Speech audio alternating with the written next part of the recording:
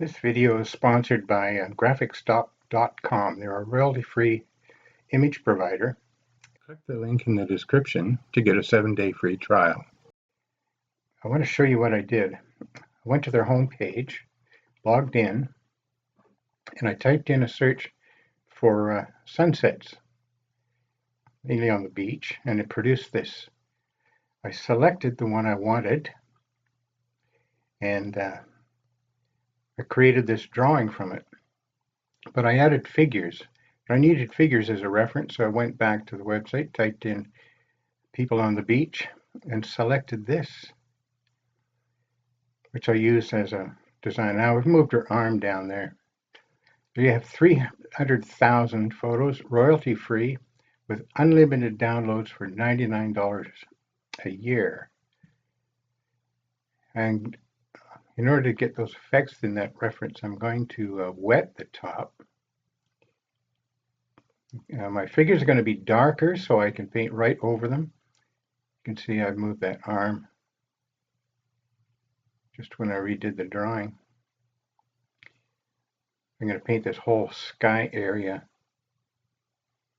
on white paper and don't have to worry about painting over the paint running over the figures. I want to get that kind of an effect, so I've got a bit of cadmium orange and a little bit of yellow in there. I don't want to lose all the white, so I'll leave a little bit of white on the top edge of that orange bit. Now I've added a bit of cobalt blue to my mixture. It's just toned down a little bit with the cadmium orange. That combination prevents it from going green.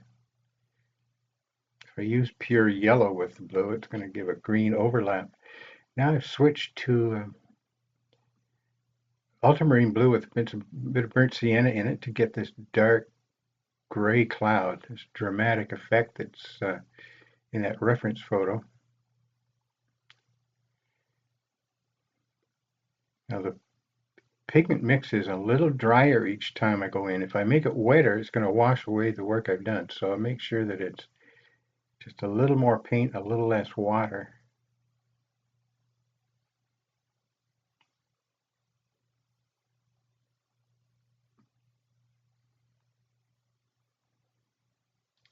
Yeah, just a few little bits of clouds just to integrate the two sides. Otherwise, it looks like a big division between smooth sky and clouds. Now, I'm using about a 3/4 inch flat brush. Just synthetic brushes are good enough. And my round number 8, I've mixed up a little raw sienna with phthalo blue to get a bit of green effect, sort of an earthy green, nothing too loud here, because we've got this sunset look in the sky backlighting the trees, so there doesn't need to be a lot of shape, just a silhouette. But if you catch those trees with a dry enough brush just on the damp paper, it bleeds a little bit and literally makes its own trees.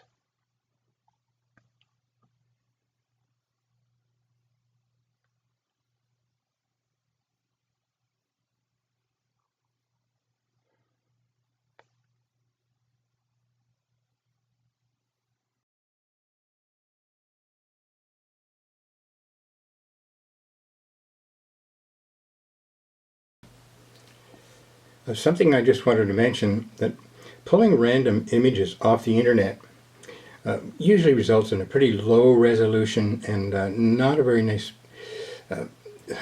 product to work with in your project. Graphicstock images that I'm using are high resolution. I can blow them up, I can see detail, I can recrop them, and they just work so much better. And not only that, being an artist, I don't really want to use another artist's work without their permission, and I wouldn't want anybody using my work without my permission. And these Images at Graphic Stock are all royalty free. The artists have given their permission to be used any way you want. And most importantly here, many websites charge by the image. So if you download an image and it doesn't work with your project, then you got to turn around and go and get another one and pay for that. Whereas Graphic Stock gives you unlimited access for an annual $99 membership fee for the year. So back to just finishing this up. The paper's still wet from the first wetting, and I've just added a little more blue to my burnt sienna, a little phthalo blue, just to get a bit of dark depth into these trees. So give it a bit of a distance.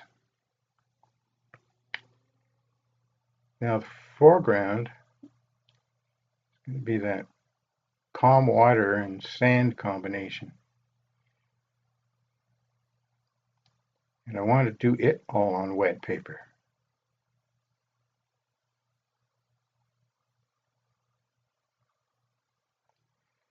So I put my reference photos up on the computer so I can glance over at them.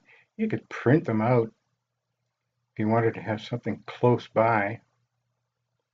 Back to the colors that I was using in the sky. Burnt sienna and ultramarine blue for this. A bit of cadmium orange left in the center.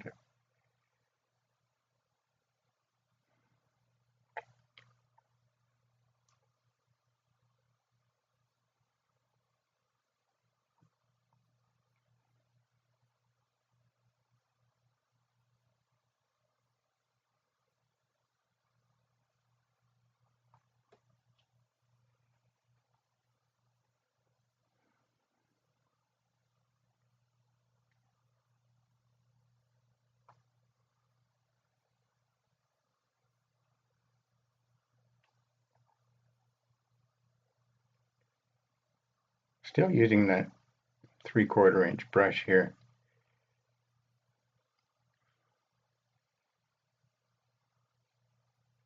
Now, burnt sienna and ultramarine will mix a variety of browns, still on the wet paper. This is just for the sandy beach. But because my figures are going to be done on dry paper, I want all of this soft edge work. Almost like it's soft focus in the background and even in the foreground. Just added a bit more ultramarine to that brown to get the darkest color. You can even use a bit of violet under these conditions because the low light level leaves a lot of red in the sky and surrounding effects.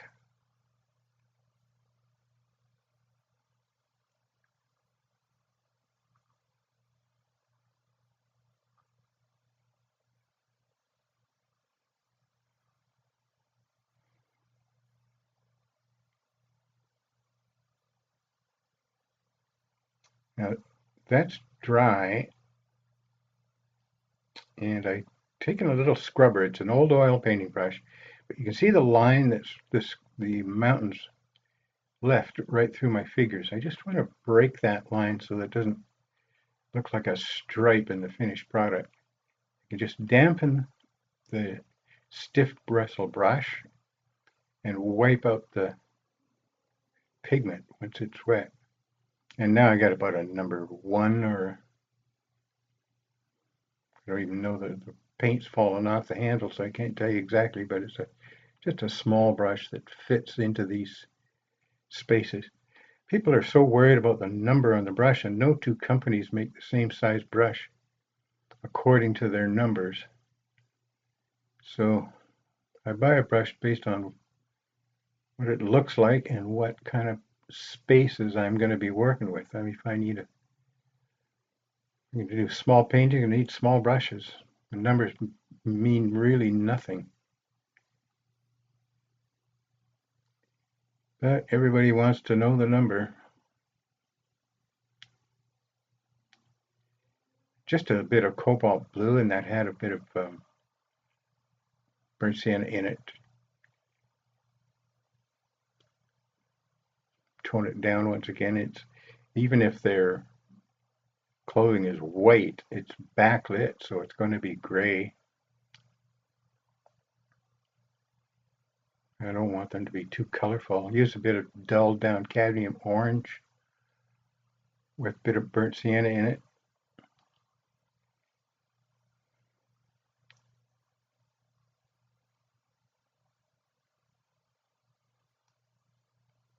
What we want here are the hard edges on the dry paper,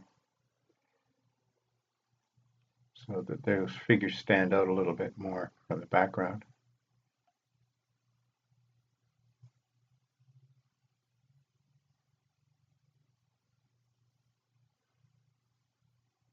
Try to keep these brush strokes simple and not worry too much about really highly refined detail. We want to think in terms of the power of suggestion. I want to suggest these shapes rather than get too tight.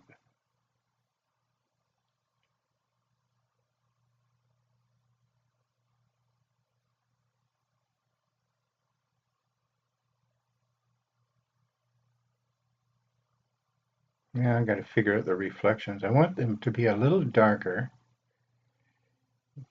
than the actual figures. And if the water ripples just a little bit, I don't have to worry too much. It distorts the reflection, and I don't have to paint it perfectly upside down. In fact, I think it looks more like a reflection if it's blurred and distorted a bit.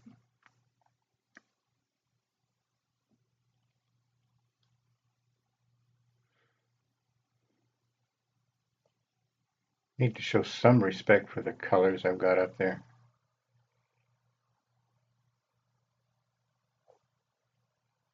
Flat brush going side to side helps the look of ripples too.